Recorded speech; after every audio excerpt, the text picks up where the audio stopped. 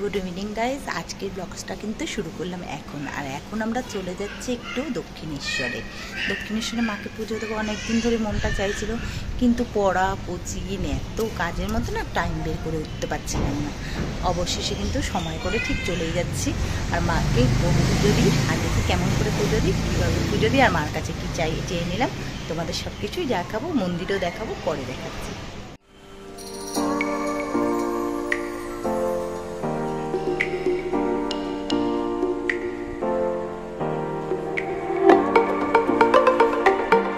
তো গাইজ দেখো যে এইখানে যে রথটা দেখা যাচ্ছে না, এটা কিন্তু জগন্নাথ তার মাসির বাড়িতে এসছে। আবার দুটো রথ কিন্তু এখান থেকে বাড়ি চলে যাবে, তাই এখানে রথটা কিন্তু দাঁড়ানো রয়েছে।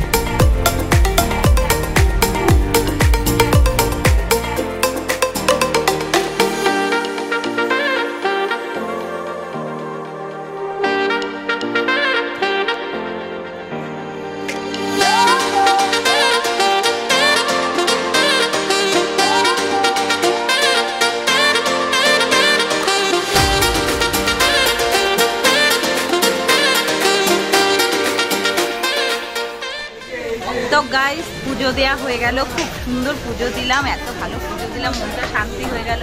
এইবার